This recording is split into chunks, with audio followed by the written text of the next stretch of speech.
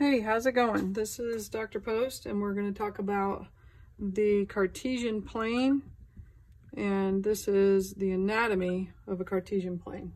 So in space, we like to figure out what the coordinates of things are, and so we use this coordinate system. The horizontal axis we would always call X, and the vertical axis we would always call Y. So we can say this is the Y-axis, the x-axis.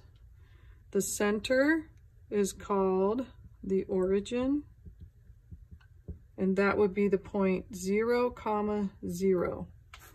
Now notice I put this in parentheses because it is what we call an ordered pair.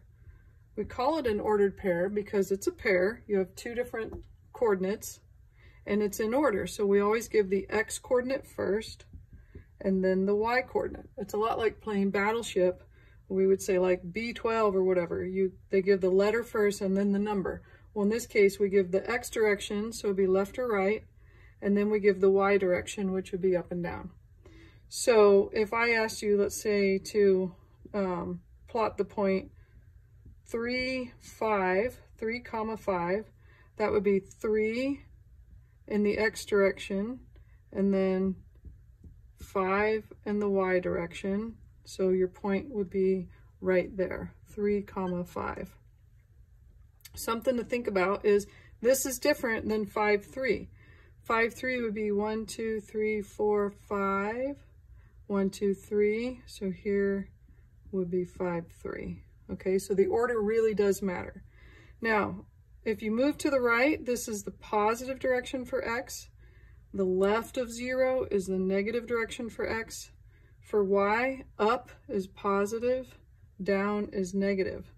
So we have 4 quadrants and we label them. So this first quadrant we call quadrant number 1. They use Roman numerals. This is quadrant 2, quadrant 3, and quadrant 4. So it goes in counterclockwise direction. So 1, 2, 3, 4. Notice that quadrant 1, both the x and y are positive, so they have the same sign. In quadrant 2, the x is negative and the y is positive. Quadrant 3, the x and y are both negative. Quadrant 4, the x is positive and the y is negative.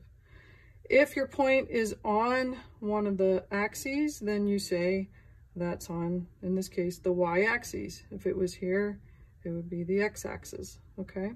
So we have 1, 2, 3, 4 quadrants, the origin, the x-axis, and the y-axis. And that's the anatomy of the Cartesian plane.